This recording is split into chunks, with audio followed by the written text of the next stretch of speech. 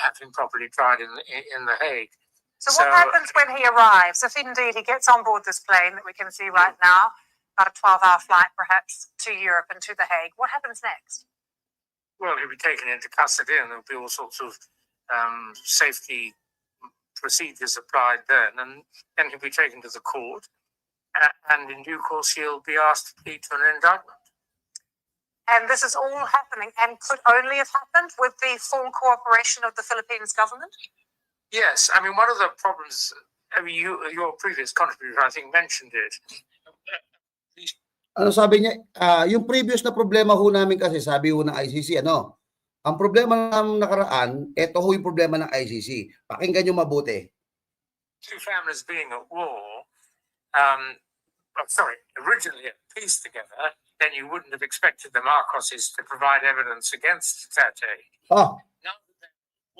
Hindi namin ini-expect na magpo-provide ang Marcos administration ng mga ebidensya. Putik na yan. O. Ano pa ho? Tapos sabihin ho ni Marcos, hindi kami nakialam sa investigasyon. Inamin na po mga kababayan. Inamin na po nila na ang Marcos ang nag-provide ng mga ebidensya. O ayan no. O ano masasabi nyo ngayon? Iba ho ang sinasabi ng demonyong Marcos. Ayan o. Could only have happened with the full cooperation of the Philippines government? Yes, I mean, one of the problems, I mean, your previous contributor, I think, mentioned it. These two families being at war, originally at peace together, then you wouldn't have expected the Marcoses to provide evidence against Duterte. Nadulas na. Mismong ICC ho, mga kababayan, nadulas na. The two families were, ang hirap mag-slang the two families were, may gera, may gulo, peace pala, sabi niya. And Marcos administration provide the evidence. Ay, salamat po kay Mamagin sa ano doon po, baka sabihin nyo, gumagawa ko ng kwento, ayun. Your previous contributor, I think, mentioned it. These two families being at war, originally at peace together, then you wouldn't have expected the Marcoses to provide evidence against Duterte. No. Hindi namin, ano sabi niya? Hindi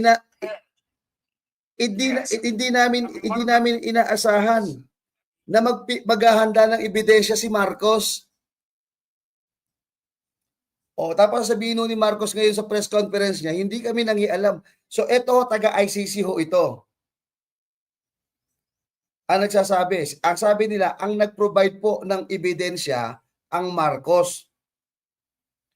Ibig sabihin mga kababayan, anong klaseng pagkatao ho? Ito hong si Bongbong Marcos. Dinideny niya na hindi nakialam, pero ho ang ICC, nung in-interview mga kababayan, maliwanag sa sikat ng araw, na ang nag-provide ng ebidensya ang Marcos administration. Ituloy pa natin. Previous contributor, I think, mentioned it. These two families being at war, originally at peace together, then you wouldn't have expected the Marcoses to provide evidence against Duterte. Now that they're at war, we hear that Marcos is prepared to cooperate. The question then may include all the questions. Hindi ko nga inaasahan na ang Marcos pa naghanda ng ebidensya at ngayon si Marcos ay handa na makipagtulungan. Ayan ho ang sinasabi ko mga kabayan. Klaro, mga kabayan, na niloloko po ni Marcos na ipinagkanulupo ng Presidente ho na Republika ng Pilipinas ang ating soberentiya. Nasaan na ho yung sinasabi nyong protektahan natin ang ating soberentiya? Hindi ho ba nung nakaraan ang tatapang po ninyo at sinasabi ninyo na ang kailangan maprotektahan ng ating soberentiya, ang West Philippine Sea, atin ito, yung South China Sea, atin yan. Dahil sakop ng ating soberentiya yan. Pero ho ito, biglang bumigay si Marcos. Ano ho ang ano nangyari? Napakasimple lang ho. Sila na ho umamin, hindi na ho tayo kinakailangan. Sila ho ang umamin diyan po sa yung mga taga-ICC na si ang Marcos ang naghanda ng mga ebidensya para hindi nga namin i-expect, sabi nga, di ba, we are not expecting that Marcos handa na siyang magbigay sila na prepare ng ebidensya at handa na makipagtulungan. So, sinungaling ho ba si Bongbong Marcos?